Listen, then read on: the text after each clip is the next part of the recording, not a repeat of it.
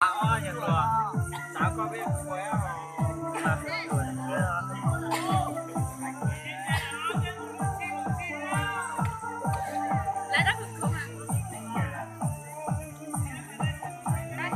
ba nó làm mê thế mà bị xịt cơ. Nè, sai theo mà bị xịt sao? Xin lỗi Minh Chiếu. Sao chỉ tiêu à?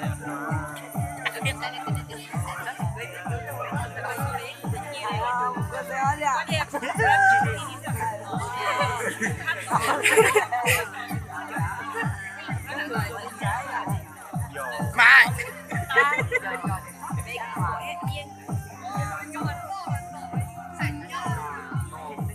Con sai nhớ lúc rồi cắt chỗ nó trận mê là ní mua bị xịt cơ.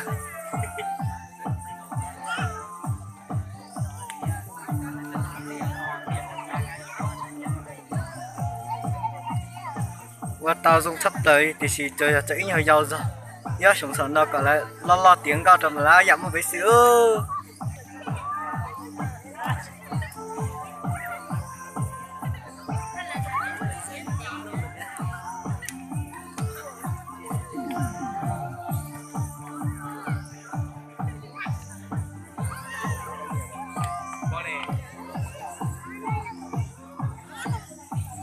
Chứ không, đến nào ngày chứ, nhiều con nhiều.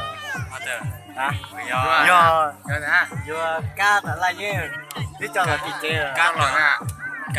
Cá thật là như luôn nhiều thì khi vùng ngày mai rồi. Không nữa. Nằm mua nè phải không? Nằm mua ít tầm mua lò. Biết tầm hay nói ra đó chứ. Đặc biệt là sát sò. Có nhiều nè. Cái gì vô chút chút. Thật đẹp đấy.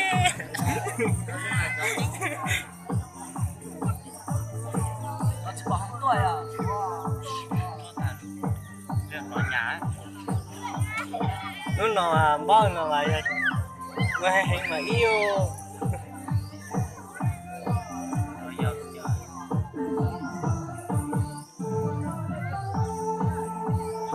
Ô, quét thì sao?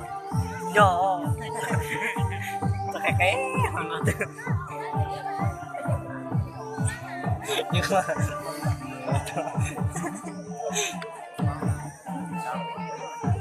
Ui, nghe nghe nè.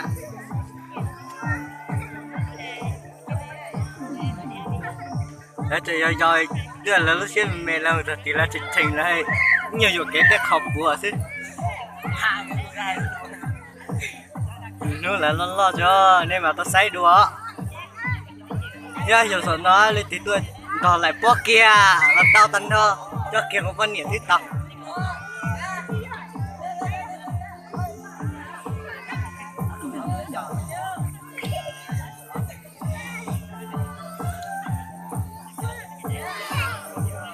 Để sai xe ó, sai chào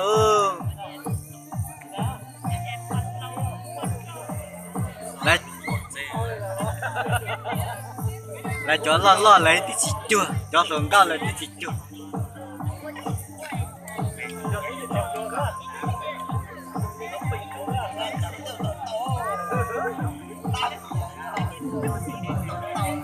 nó nói này thông quá chưa tôi nói phải sai ít nữa nó nói phải gọi ít nữa và thủy trả thì chỉ thừa hay nhé giờ tiền lên tiêu và lịch ăn chưa như giờ tiền tao nên chỉ tao ta tôi đã ký tao với chỉ tu hả